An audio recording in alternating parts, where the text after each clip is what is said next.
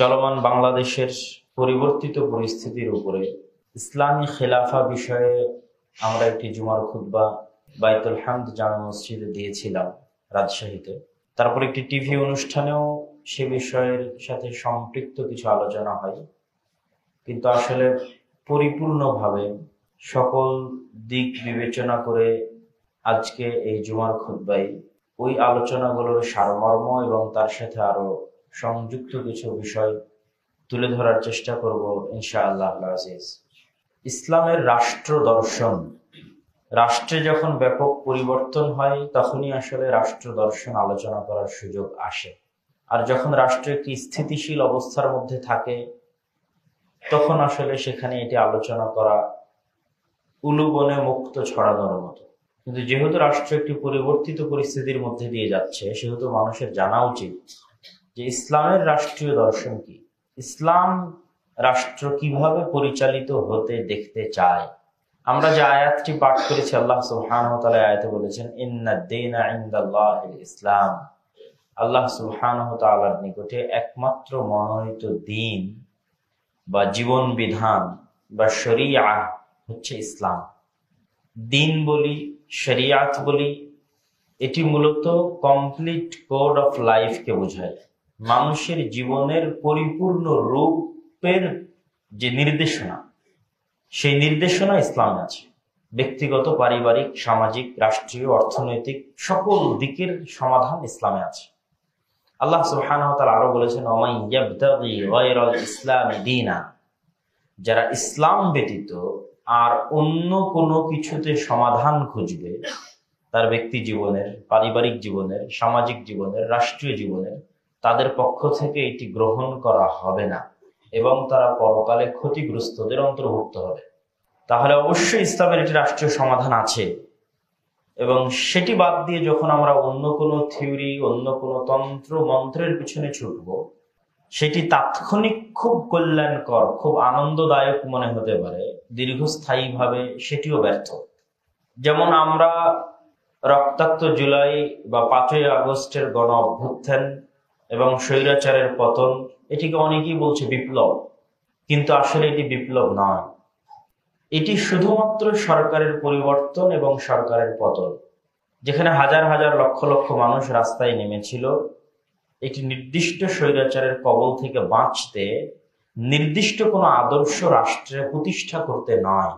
বিপ্লব তখনই হয় যখন সবাই এক নির্দিষ্ট আদর্শে বিশ্বাসী এবং সেই নির্দিষ্ট আদর্শকে তারা প্রতিষ্ঠা করছে এবং সেটির লক্ষ্যে তারা ব্যাপকভাবে সফল, তখন সেটিকে বিপ্লব বলা যায়। কিন্তু এখানে বামপন্থী আছে, ডানপন্থী আছে, ইসলামপন্থী আছে, খেলাফতপন্থী আছে, হিন্দু আছে, সকল ধর্মবর্ণের মানুষ নির্দিষ্ট কোনো আদর্শ বাস্তবায়নে নয়, নির্দিষ্ট এক স্বৈরাচারের কবল থেকে বাঁচতে। এই জন্য এটি শুধুমাত্র সরকারের পতন, সরকারের পরিবর্তন, বিপ্লব নয়। এই জন্য সংবিধানও এটাই। সংবিধান মেনে রাষ্ট্রপতি বহাল রেখে এখানে শপথ পড়ানো হয়েছে, শপথ বাক্য পাঠ করানো হয়েছে। এবং গণতান্ত্রিক সিস্টেমের বাইরে যাওয়ার কল্পনা এই আধুনিক বিশ্বে, পশ্চিমাদের নিয়ন্ত্রিত বিশ্বে মানুষ কল্পনাও করতে পারে না। আর পশ্চিমাদের জন্য তাদের জন্য তাদের গণতন্ত্র কেন ঠিক সেটিও তুলে ধরবো, কিন্তু আমাদের জন্য তারা গণতন্ত্র কেন চায় সেটি আমাদের জানা দরকার। আমাদের জন্য তারা গণতন্ত্র এই জন্য চায় যে গণতন্ত্র থাকলে ক্ষমতার পালা বদল করার সুযোগ থাকে, আর গণতন্ত্র না থাকলে ক্ষমতার পালা বদল করার সুযোগ থাকে না। তখন রিস্ক হলে পরিবর্তন করা খুব কঠিন হয়। এই জন্য রাজতন্ত্র তারা পছন্দ করে না। যে কথার কথা, সৌদি আরবের বর্তমান বাদশাহ যদি তাদের জন্য রিস্ক হয়, তাহলে যেহেতু সেখানে গণতন্ত্র নাই, সেহেতু এটা তাদের জন্য অনেক কঠিন। আর গণতন্ত্র হলে মিডিয়ার কন্ট্রোলের মাধ্যমে, মানুষের ব্রেইনকে ম্যানিপুলেট করার মাধ্যমে, ফেসবুক, ইউটিউব, টুইটারের মাধ্যমে মানুষকে উস্কিয়ে দিয়ে যে কোনো ভাবে একটা সরকার ফেলে দেওয়া যায়। এবং যখনই সরকার পড়ে তখন সেই শূন্যতা পূরণ করার জন্য তারা চলে আসে। এখানে দেখবেন যে এই জুলাই থেকে না আগস্ট পর্যন্ত রাস্তায় থাকা, শহীদ হওয়া, মারা যাওয়া বেশিরভাগই হয়তো ইসলাম মানা বা ইসলামকে ভালোবাসে এরকম মানুষ। কিন্তু তাদের এই কষ্টের ফসলটা কারা নিয়ে গেল? পশ্চিমারা। তাদেরই সরকার, তাদেরই সবকিছু। কেননা এরকম যখন পরিবেশ তৈরি হয় তখন তারা সেখানে ঢুকে পড়ে এবং কিভাবে এই ফসলটা নিজেদের ঘরে নিয়ে যেতে হবে সেটাও তারা খুব ভালোভাবে জানে। তো আমরা যেটা আলোচনা করছিলাম যে গণতন্ত্র ইসলাম প্রতিষ্ঠায় কেন ব্যর্থ। ইসলামিক খেলাফত নাই পৃথিবীতে দীর্ঘ 100 বছর অতিক্রম হয়ে গেছে। এই দীর্ঘ 100 বছরে গণতন্ত্র দিয়ে ইসলাম প্রতিষ্ঠা করার চেষ্টা হয়নি তা বলছি না, বহুবার হয়েছে। এই 100 বছরের অভিজ্ঞতা প্রমাণ করে যে গণতন্ত্র ইসলাম প্রতিষ্ঠায় ব্যর্থ। তার সবচেয়ে বড় কারণ হচ্ছে থিওরি হিসেবে গণতন্ত্র ইসলামের সাথে যায় না। গণতন্ত্রে বলা হচ্ছে জনগণের শাসন প্রতিষ্ঠা করা হবে, কিন্তু আসলে জনগণের শাসন প্রতিষ্ঠিত হয় না, দলীয় শাসন প্রতিষ্ঠিত হয় এবং জনগণের কাছে কোনো চয়েস থাকে না, হয় তাকে এই দল বেছে নিতে হবে, না হলে এই দল বেছে নিতে হবে। তাহলে এখানে কিভাবে জনগণের শাসন প্রতিষ্ঠিত হচ্ছে আমার বুঝে আসে না। যে সংজ্ঞায়িত করা হচ্ছে যে গণতন্ত্র মানে জনগণের দ্বারা জনগণের সরকার, এটা সম্পূর্ণ মিথ্যা কথা।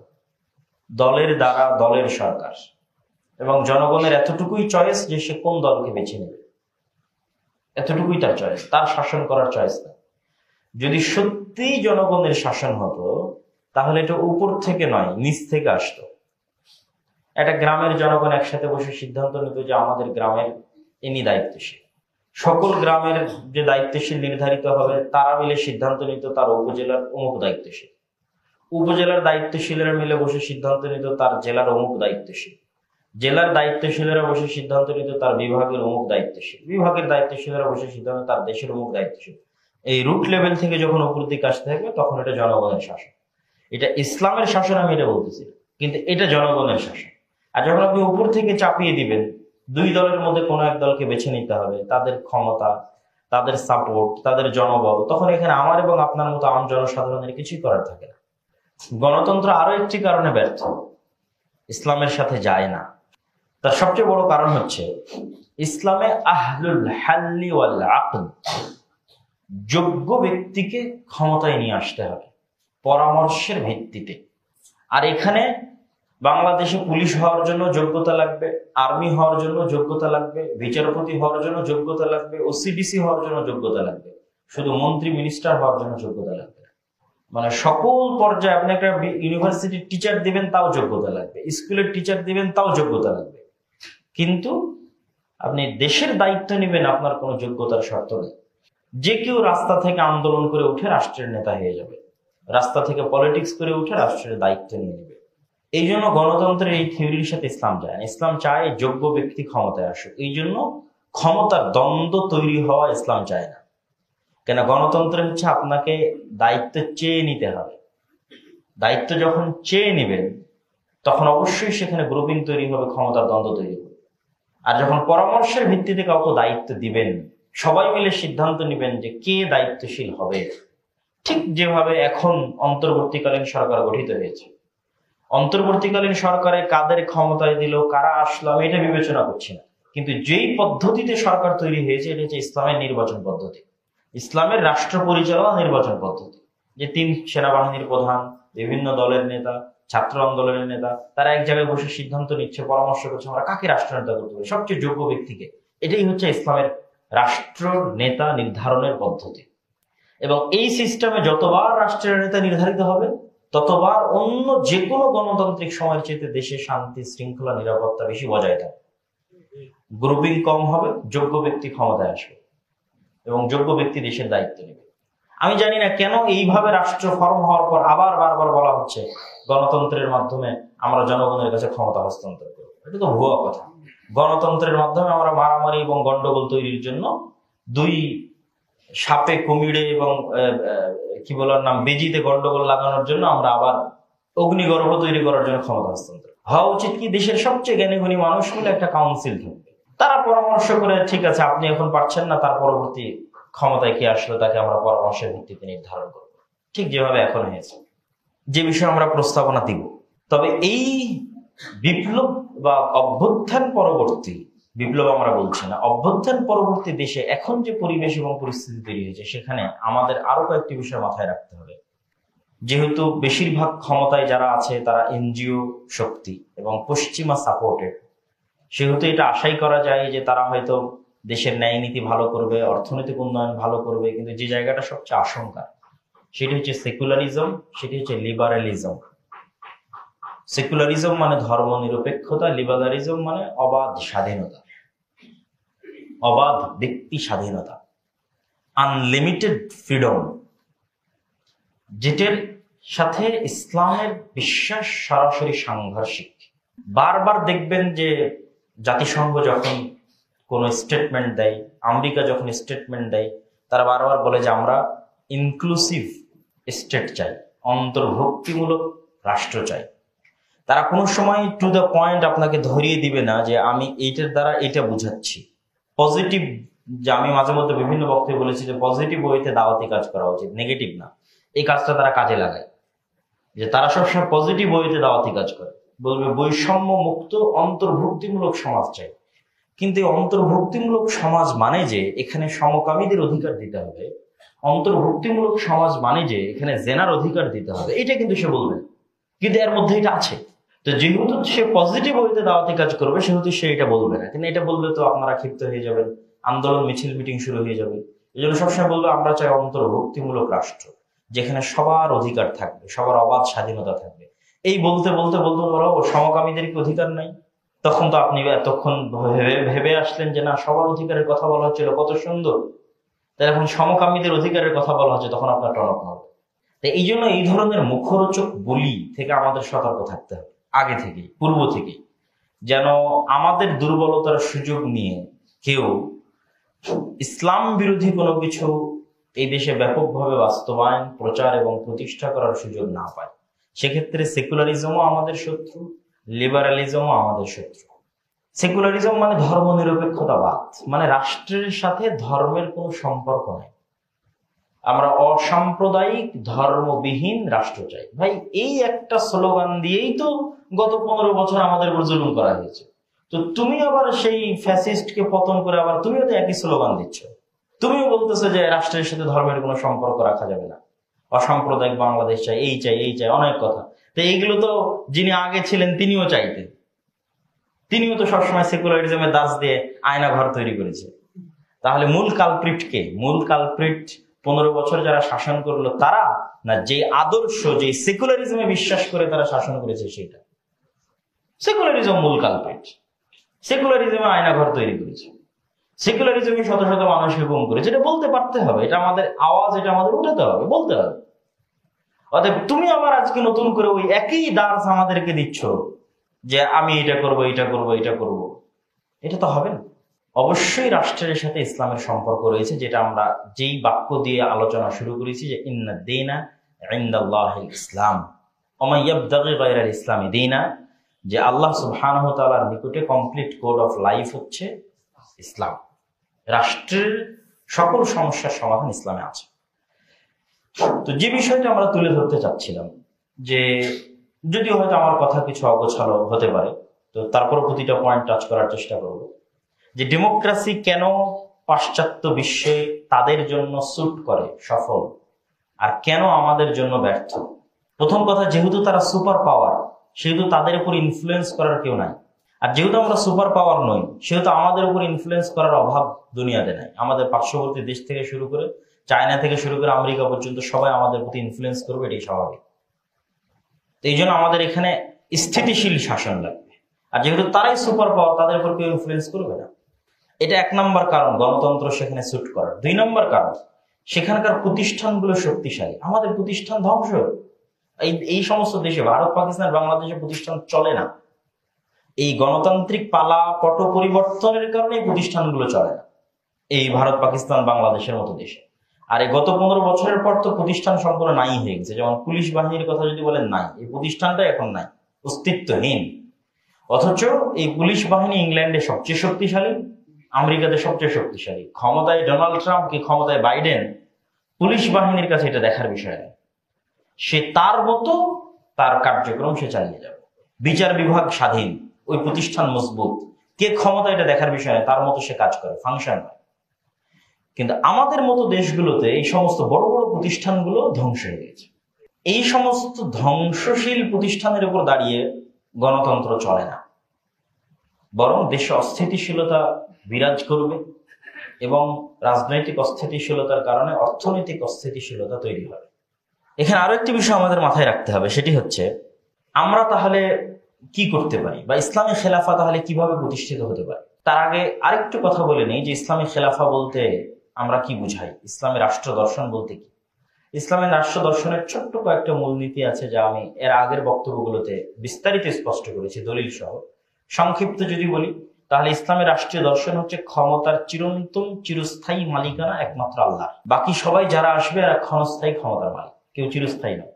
2 নম্বর হচ্ছে আল্লাহর নিকটে সকল মানুষ সমান, এখানে কালো সাদা, তারপরে হচ্ছে আপনার ধর্ম বর্ণ কোনো কিছুর ভেদাভেদ মানুষের ব্যক্তিগত মানবাধিকার তার সামাজিক অধিকার প্রদানের জন্য আল্লাহর নিকটে নেয়। সবাই আল্লাহ সুবহানাহু ওয়া তাআলার নিকটে সমান, মানে এটি ইসলামী রাষ্ট্রের কাছে, মুসলিম রাষ্ট্রের কাছে তার সকল নাগরিক সমান তার ন্যূনতম অধিকার পাওয়ার জন্য।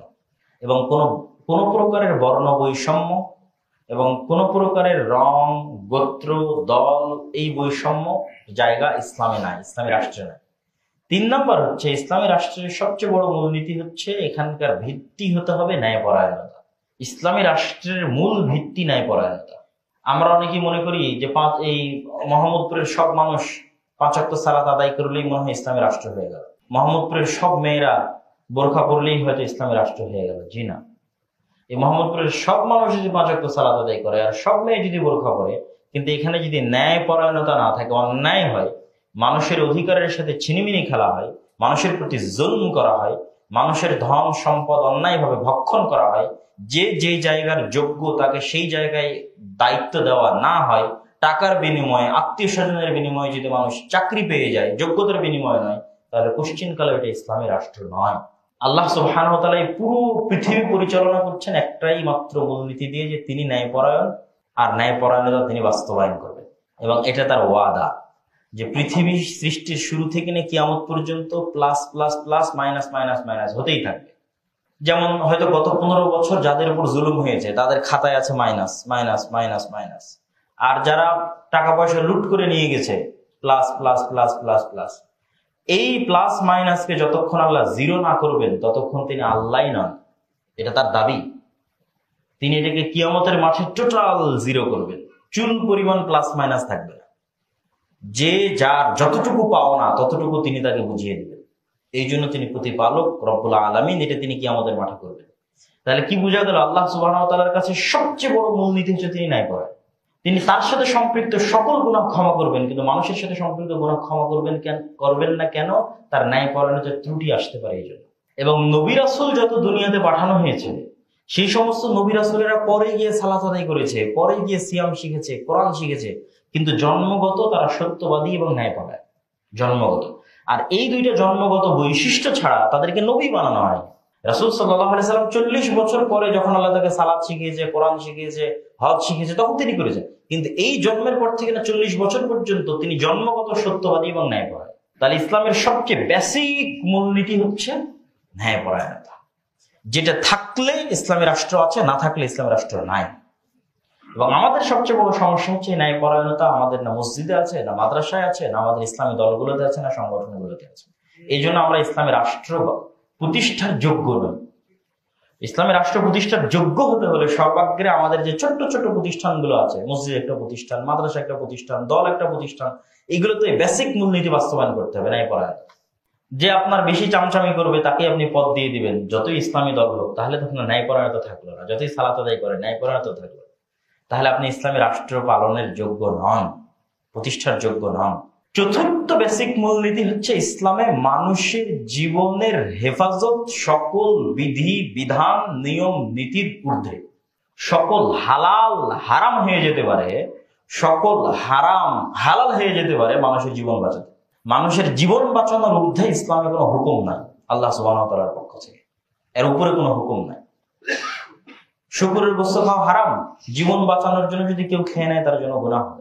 কেন? ইসলামের সকল ফরজের উপরের ফরজ, বড় ফরজ হচ্ছে লাইফ সেভিং, জীবন বাঁচানো। এটা হচ্ছে আপনি যখন দেখবেন একটা ইসলামী রাষ্ট্র প্রতিষ্ঠা হয়েছে, তখন সবচেয়ে যে সেফটিটা প্রতিষ্ঠা হবে সেটা হচ্ছে প্রত্যেকটা নাগরিকের জীবনের নিরাপত্তা প্রতিষ্ঠা। ইসলামী রাষ্ট্র যে কতটা স্বর্ণ, কতটা মহান, কতটা কল্যাণমূলক, তা আমরা তো আমাদের জীবনে দেখতে পেলাম না, দেখতে পাচ্ছি না। কিন্তু অতীতের ইতিহাস যদি ঘেটে দেখেন, এগুলো কিসের গণতন্ত্র? এরকম হাজার গণতান্ত্রিক রাষ্ট্র, লক্ষ সমাজতান্ত্রিক রাষ্ট্র, লক্ষ ধর্মনিরপেক্ষতাবাদী রাষ্ট্র, একজন মানুষকে, মুসলমানকে আমি বলিনি, একজন হিন্দুকে, একজন বৌদ্ধকে, একজন খ্রিস্টানকে যেই পরিমাণ অর্থনৈতিক অধিকার, যেই পরিমাণ মানবিক অধিকার দিতে পারবে, ইসলামী খেলাফা বা ইসলামী রাষ্ট্র প্রতিষ্ঠা হলে তার চেয়ে হাজার গুণ, লক্ষ গুণ, শত গুণ বেশি প্রত্যেক মানুষের মানবিক অধিকার, অর্থনৈতিক অধিকার, জীবনের অধিকার নিশ্চিত হবে এবং সুরক্ষিত হবে। এই মূলনীতিগুলো ইসলামের মধ্যে আছে, দেওয়া আছে যে কিভাবে ইসলামী রাষ্ট্র প্রতিষ্ঠিত হবে, পরিচালিত হবে। কিন্তু এখন আমাদের প্রশ্ন আসতে পারে যে এই জিনিসগুলো তো আমরা বুঝলাম যে ইসলামী রাষ্ট্র অনেক সুন্দর, সেখানে ন্যায় নীতি থাকবে, জীবনের সুরক্ষা থাকবে, এগুলোই সবচেয়ে টপ প্রায়োরিটি পাবে।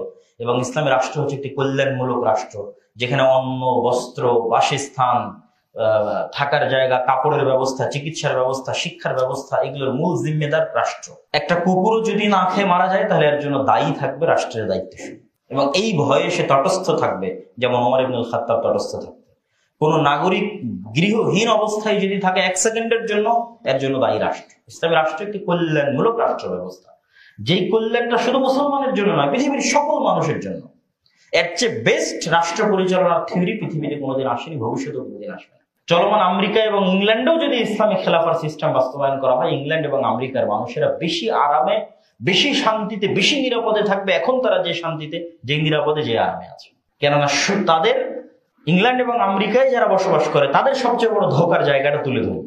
অনেক ইসলামী রাষ্ট্র সেখানে বাস্তবায়ন হলে অনেক পরিবর্তন আসবে, কিন্তু সবচেয়ে বড় পরিবর্তন কি আসবে সেটা একটু বলি। ধরেন আজকে ইংল্যান্ডের যে নাগরিক, আমেরিকার যে নাগরিক, তারা পৃথিবীর সবচেয়ে উন্নত রাষ্ট্র ব্যবস্থায় বসবাস করছে, তাদের জীবনের অধিকার আছে, শিক্ষার অধিকার আছে, চিকিৎসার অধিকার আছে। কিন্তু একটা জায়গায় তাদেরকে গোলাম বানিয়ে রাখা আছে।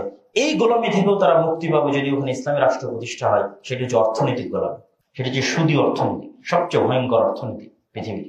মানুষকে গোলাম বানায়। আপনি সারা জীবন চাকরি করেও একটা নিজের টাকা দিয়ে একটা বাড়ি কিনতে পারবেন না, আপনাকে সরকারের কাছ থেকে লোন নিয়ে বাড়ি কিনতে হবে। এটা হচ্ছে আমেরিকা এবং ইংল্যান্ডের সবচেয়ে বড় বাস্তবতা, সেটা হচ্ছে অর্থনৈতিক গোলামি। বাহ্যিকভাবে মনে হচ্ছে আপনি খুব স্বাধীন আছেন, বাট আপনি ইকোনমিক্যালি একজন গোলাম, দাস। এই অর্থনৈতিক গোলামি থেকেও ইংল্যান্ড এবং আমেরিকার মানুষ মুক্তি পাবে যদি তারা তাদের দেশে ইসলামী রাষ্ট্র বাস্তবায়ন করে। আরো অনেক বিষয় আছে যেগুলো থেকে তারা মুক্তি পাবে, সেগুলো আজকের আলোচনা না বলে, কিন্তু বড় যে ব্যাপক পরিবর্তন হবে সেটা হচ্ছে এটা। এখন আপনারা প্রশ্ন করবেন যে অনেক আলোচনা, অনেক লেকচার শুনলাম, যদি ইসলামী রাষ্ট্র বা ইসলামী খেলাফা প্রতিষ্ঠিত হবে কিভাবে? যতক্ষণ অন্য সিস্টেমগুলো পরিপূর্ণ ব্যর্থ না হচ্ছে, ততক্ষণ পর্যন্ত নতুন সিস্টেম প্রতিষ্ঠিত হওয়ার সুযোগ নাই। কেননা ইসলামে কম্প্রোমাইজ করার সুযোগ নাই। ইসলামে কম্প্রোমাইজ করলে এটা ইসলামের দুর্নাম। আমি আজকে গণতান্ত্রিক সিস্টেম বহাল রেখে ইসলামের নামে ক্ষমতায় গেলাম, আমাকে কম্প্রোমাইজ করতে হবে। তখন যে অশান্তি এবং বিশৃঙ্খলা বিরাজ করবে, আর দোষটা আসবে ইসলামের উপরে। এই জন্য ইসলামে কম্প্রোমাইজের সুযোগ নেই। তথা তোমার যে সিস্টেম আছে, এই সিস্টেমটাকে টোটাল কোলাপস করতে হবে, ধ্বংস হতে হবে। যেমন আমাদের দেশে গণতান্ত্রিক সিস্টেম আছে, এটা পরিপূর্ণরূপে যেদিন ধ্বংস হয়ে যাবে, ওই পরিপূর্ণ ধ্বংসের উপর ইসলামী খেলাফা প্রতিষ্ঠিত হবে। আপনি গণতান্ত্রিক সিস্টেম জিয়ে রেখে পরিপূর্ণ ইসলামী খেলাফা বাস্তবায়ন করতে পারবেন না। আংশিক সংযোজন, বিয়োজন, কম্প্রোমাইজের মাধ্যমে আপনাকে ক্ষমতায় আসতে হবে, যেটা ইসলামের জন্য দুর্নাম। তাহলে আপনি কি বলবেন যে না, আমরা তাহলে এখন জোরপূর্বক সেই সিস্টেমকে ধ্বংস করে দিই? সেটিও ইসলাম চায় না। আল্লাহ সুবহানাহু ওয়া তাআলার তাকদীরের লিখনে এবং পরিবেশ পরিস্থিতির কারণে যদি ধ্বংস হয়ে যায়, সেটি আল্লাহ সুবহানাহু ওয়া তাআলার ইচ্ছা, সেটি আমাদের জন্য অপরচুনিটি, সুযোগ। কিন্তু আমরা জোর করে ধ্বংস করতে গেলে, ওই যে জীবনের হেফাজত, মানুষের জীবনের হেফাজত ইসলামে 1 নাম্বার টপ প্রায়োরিটি। আপনি আজকে একটা পুলিশকে মারতে যাবেন, কাল একটা আর্মিকে মারতে যাবেন, সবাই মুসলিম, তারা পাল্টা আপনাকে মারতে আসবে, আপনিও মুসলিম। তাহলে আপনাকে পরিবেশ তৈরি করতে হবে, আপনার প্রস্তুতি থাকতে হবে, ন্যায়পরায়ণতা, ন্যায় নিষ্ঠা, ইনসাফ নিজেদের মধ্যে বাস্তবায়নের মাধ্যমে। এটা হচ্ছে 1 নাম্বার প্রস্তুতি। নিজেদের মধ্যে বাস্তবায়নের মাধ্যমে ইসলামী রাষ্ট্র কোনোদিন প্রতিষ্ঠা হওয়ার সুযোগ আসলে যেন আপনারা বাস্তবায়ন করতে পারে। সুযোগ আসবে কখন? যখন সিস্টেম কোলাপস হবে। সিস্টেমকে কোলাপস হতে দিবে না কে? যতদিন আমাদের পাশ্চাত্য গডফাদাররা আছে, ওরা সিস্টেম কোলাপস হতে দিবে না। গণতন্ত্র পরিপূর্ণ ধ্বংস হোক এটা তারা চায় না, কেন তারা জানে গণতন্ত্র পরিপূর্ণ ধ্বংস হয়ে গেলে এখানে আর একমাত্র থিওরি যেটা এই দেশ পরিচালনা করবে সেটা খেলাফত। যেমনটা আফগানিস্তানে সংগঠিত হয়েছে। আফগানিস্তানের সিস্টেম ধ্বংস হয়ে গেছে, যেহেতু এখানে টানা 40 বছর থেকে যুদ্ধ চলতেছে। রাশিয়ার সাথে যুদ্ধ হয়েছে, আমেরিকার সাথে যুদ্ধ হয়েছে, মানে সেখানে কোনো সিস্টেম এক্সিস্ট করে না, ব্যর্থ। তো যখন সিস্টেম ব্যর্থ, সেখানে আমার একটা প্যারালাল, আমার একটা নীতি আছে।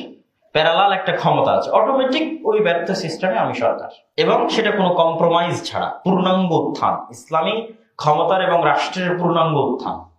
এই এই যে অতীতের যে সরকার ছিল, এই সরকার যে পরিবেশে নিয়ে গেছিল এই দেশকে, এই পরিবেশ আর কিছুদিন চললে এখানে সিস্টেম কোলাপস হয়ে যেত, এখানে বাইরের প্রতিবেশী দেশ সংযুক্ত হয়ে যেত। তখন তখন হয়তো এখানে 5-10 বছরের একটা গৃহযুদ্ধ হতো, কিন্তু ওই গৃহযুদ্ধের পরে এখানে ইসলামী খেলাফার উত্থান ঘটতে পারত। কেননা পরিপূর্ণ কোলাপসের উপর ভিত্তি করে পরিপূর্ণ ইসলামের উত্থান সম্ভব, আংশিক কোলাপসের উপর ভিত্তি করে আংশিক ইসলাম দিয়ে ইসলামের দুর্নাম। কিন্তু এটা আমেরিকাই কখনো চায় না যে এভাবে ধ্বংস হয়ে যাবে। তখন তারা সেখানে ইন্টার করে, ঢুকে আবার ওই আগের সিস্টেমটাকে বহাল রাখে, যেমন এখন আগের সিস্টেম বহাল হয়ে গেছে।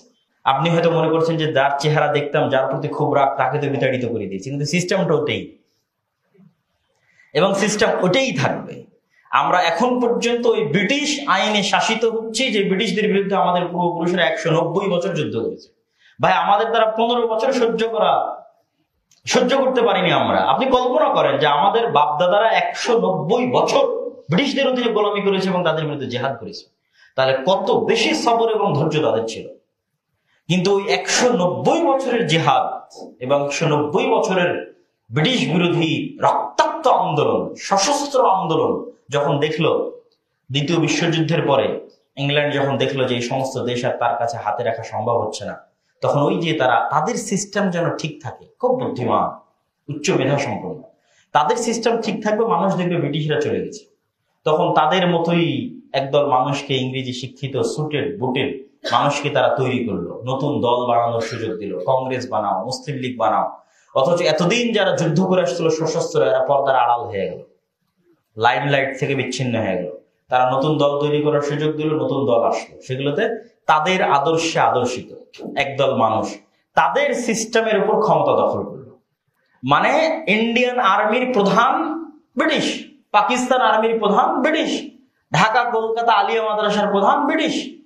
সেইটার পরে ওইটার উপরে পাকিস্তান আর্মি প্রতিষ্ঠিত হয়েছে, ইন্ডিয়ান আর্মি প্রতিষ্ঠিত হয়েছে। এখানে পরিপূর্ণ সিস্টেম পরিবর্তন হয়নি, সম্পূর্ণ সিস্টেম ওটাই ছিল, শুধু ব্রিটিশরা চলে গেছে। ওই আর্মিতে জাস্ট ব্রিটিশ সেনাপতির জায়গায় একজন মুসলিম সেনাপতি নিযুক্ত হয়েছে, কিন্তু আর্মির যে নিয়ম কানুন, দাড়ি কাটা যাবে না, অমুক করা যাবে না, তমুক করা যাবে না, সবই থেকে গেছে। এখানে তো পরিপূর্ণ বিপ্লব আসেনি, এবং এটা তারা হতে দেয়নি। ওই একই নিয়মের মধ্যে আমরা আজও শাসিত হচ্ছি। 1947 থেকে যদি আজ 70-80 বছর হয়, আর 1971 থেকে যদি 50 বছর হয়, এবং এখন এই 15 বছরের ফ্যাসিবাদের পতনের পর আবার যে নতুন বাংলাদেশ, ওই একই সিস্টেম, একই নিয়ম। আপনি যে কোনো আইনের শুরুতে যান, সামাজিক আইন বলেন, যে কোনো আইন বলেন, পুলিশ আইন বলেন, শুরু হবে ব্রিটিশ 1870, 1860। যারা সমাজ বিজ্ঞান পড়েছে, ইতিহাস পড়েছে, তারা খুঁজলেই দেখতে পাবে, দেশের সংবিধান পড়েছে, খুঁজলেই দেখতে পাবে। তাহলে আমার বিচার বিভাগের সিস্টেম কি? ব্রিটিশ। আমার শিক্ষানীতির সিস্টেম কি? ব্রিটিশ। আমার সেনাবাহিনীর সিস্টেম কি? ব্রিটিশ। এটা ব্রিটিশ সেনাবাহিনীর একটা খণ্ডিত অংশ। ইন্ডিয়ান আর্মি, পাকিস্তান আর্মি আর বাংলাদেশ আর্মি সবগুলোই ব্রিটিশ সেনাবাহিনীর পরবর্তী রেখে অখণ্ডিত অংশ। তাহলে এই তিনটা দেশে এখন পর্যন্ত পরিচালিত হচ্ছে ব্রিটিশ রুলস অনুযায়ী। সেখানে যখন আমরা ইসলামের কথা বলি, তখন বলা হয় না, এই দেশে তো হিন্দু আছে, বৌদ্ধ আছে, পাহাড়ি আছে, এখানে কেন ইসলাম? ইসলামে যেই পরিমাণ তারা নিরাপদ থাকবে, সেটা অন্য জায়গায় থাকবে না। কিন্তু আমার প্রশ্ন হচ্ছে, সেটা বাদ দিলাম, আমার প্রশ্ন হচ্ছে, আমরা কি ব্রিটিশ? আমরা যদি ব্রিটিশ না হয়, তাহলে ব্রিটিশ ল দিয়ে কেন তুমি আমাদের শাসন করবে? তুমি এই পুরো সিস্টেম পরিবর্তন করো।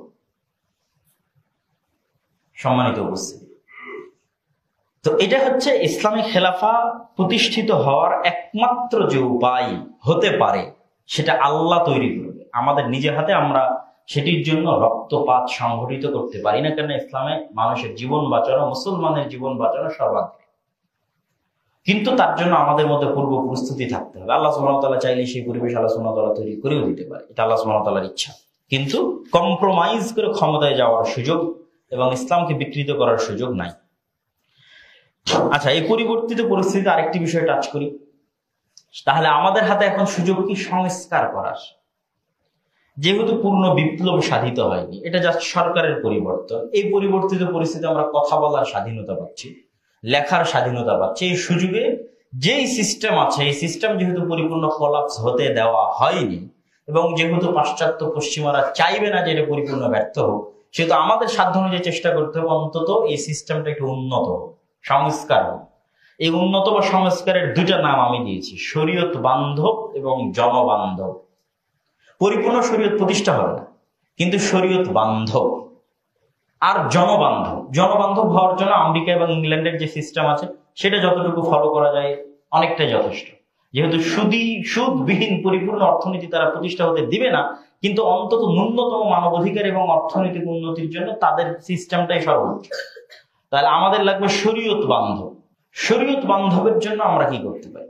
শরীয়ত বান্ধবের জন্য সরাসরি ইসলামের সাথে সাংঘর্ষিক এমন কোনো বিষয় যেন এখানে স্থান না পায়।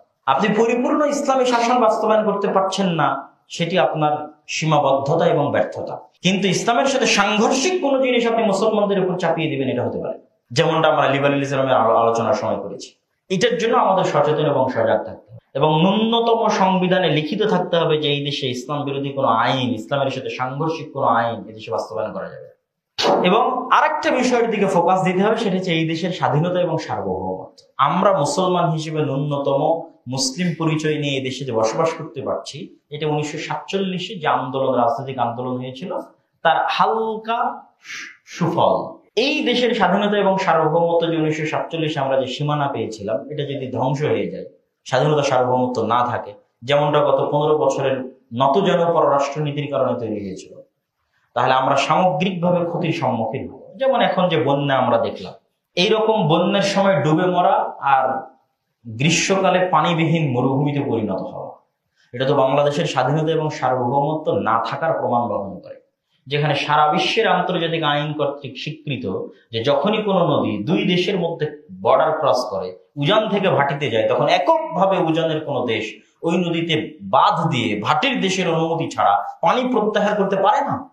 কিন্তু আমাদের সাথে গত 50 বছর থেকে এই জুলুম করা হচ্ছে। পদ্মা নদীকে হত্যা করা হয়েছে, পদ্মা নদীর 50-এর অধিক কাছাকাছি শাখা নদী নিহত হয়েছে, সারা বাংলাদেশে 300-এর অধিক নদীকে হত্যা করা হয়েছে। পদ্মা নদীতে যেমন বাঁধ দেওয়া হয়েছে, তিস্তাতে আমাদের নিকটবর্তী বাঁধের নাম হচ্ছে গজলডোবা।